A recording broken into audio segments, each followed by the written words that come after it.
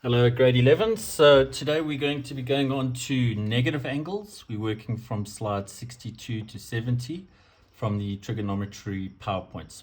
So if you're having a look at the slides, I'm going to skip just a couple of slides and go straight into examples. I think it's better to explain it that way, and you will see how the method works and stuff like that. Okay, so let's go straight into it. So example 1.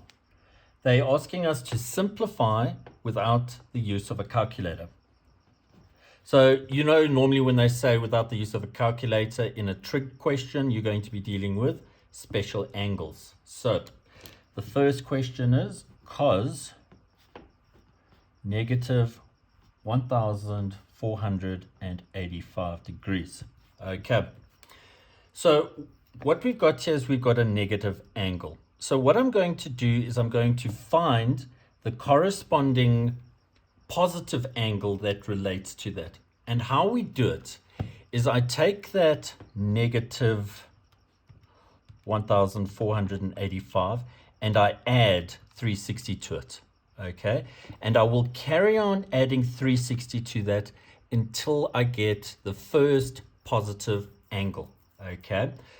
So it's like what we did before with angles bigger than 360. You just take away 360. You just take away a full revolution. So you're not actually changing the angle. Okay. So I'm going to add another 360 and I'm going to carry on doing it. Do it again and do it again. So I get my first positive angle. So this would be equal to cos 315 degrees. Okay. Now you guys know how to deal with this. This is in the fourth quadrant. I draw a cast diagram. We know that cos in the fourth is positive. And how do we reduce an angle in the fourth quadrant? We say 360 minus that angle. And we get 45. Okay, so 45 is a special angle. Now guys, I like to use the triangles. If you want to use the table method or the fan method, go for it. Okay, it'll give you the same answers. So I'm just going to draw both triangles because we might need them.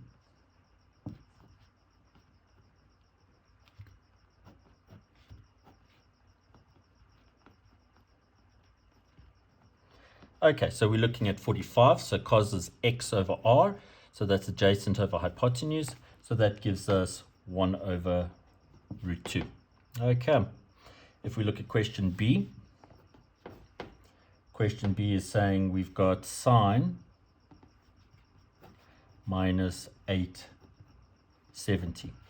So negative angle. So I'm going to take that negative 870 and add 360 to it. Get that. Add another 360. Add another 360 and we get 210. So this is equal to sine 210. And remember, I stop at my first positive angle. So now what I can do is I can reduce this. 210 is in the third quadrant. We know that sine in the third is negative. And how do we reduce an angle in the third? We say 210 minus 180 and we get 30. Okay, so sine of 30, that's y over r. So that is going to be opposite over hypotenuse. So we get minus 1 over 2. Not too bad. Okay, so now let's go through some more examples. I can call this example 2. Okay, let me do it on another page.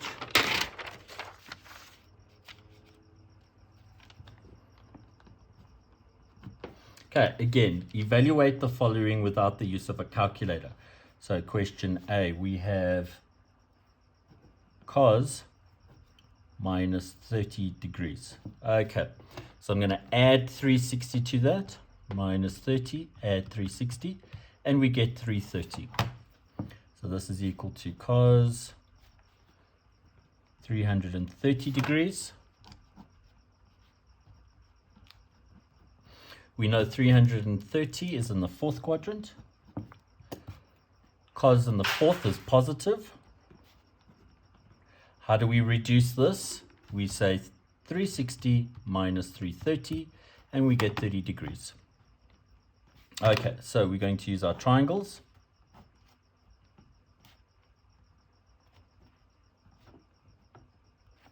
Just draw the other one just in case. Okay, so cos is x over r, so that is adjacent over hypotenuse, so that's root 3 over 2. Okay, so you can see grade 11s, I'm working at more of a little bit of a pace now, because you should be able to understand what I'm doing now. And this is more or less the pace that I would like you to work in an exam or a cycle. Okay, you can see they're not too bad. Question B is tan minus 240 degrees. Okay, I'm going to add 360 to that.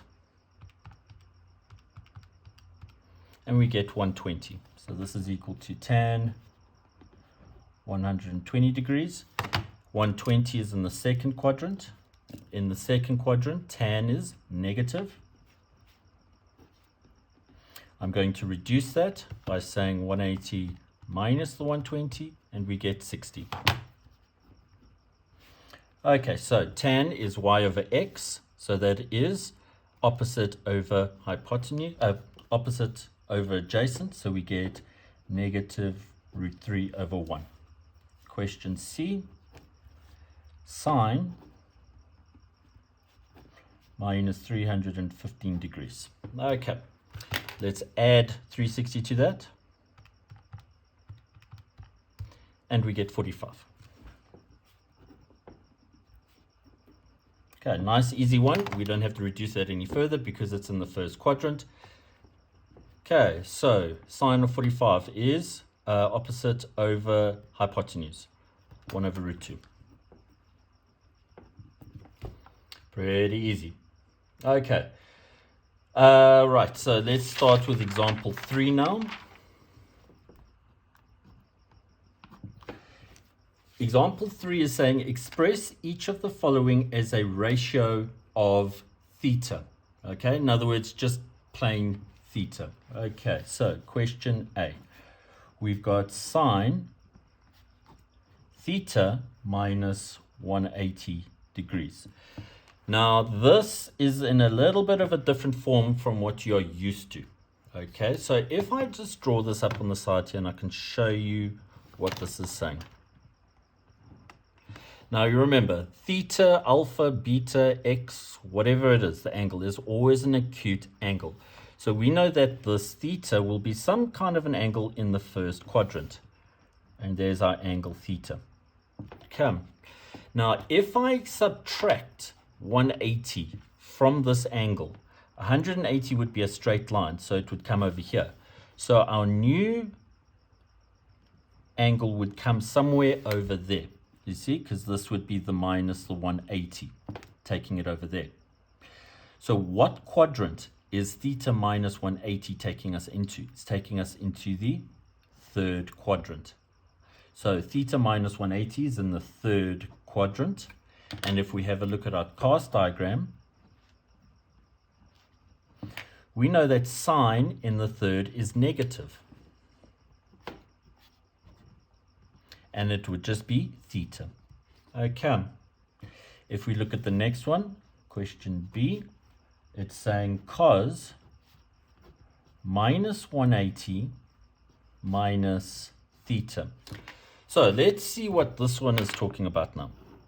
And that's why it's always good to draw up just a little rough sketch on the side, guys, and then you can see where these angles are. Now remember, positive angles go in this direction. So this is always 0 degrees.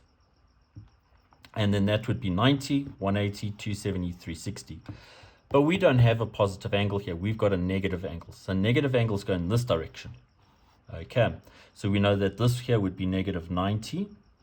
This would be negative 180. And then this would be negative 270. Okay. So where is this negative 180 minus theta? Okay, so here we are at minus 180. Now, if we subtract another acute angle from that, it will take us into the second quadrant. Okay, minus 180 plus theta would take us in this direction, because you remember positive angles go in that direction, negative angles go in that direction. So it's definitely taking us into this quadrant over here. That is the second quadrant. So we know that minus 180 minus theta is in the second. Cos in the second is negative. So this would be negative cos theta. Okay, let's have a look at question C. Tan squared theta minus 180. So we've already done a theta minus 180. It was over here. Theta minus 180 is in the third quadrant.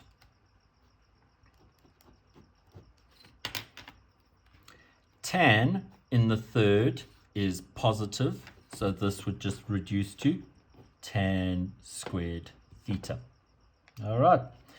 Grade 11s, I would like you to do exercise 7.5, number 1, 2A, B, C, and D for me, please. Thank you.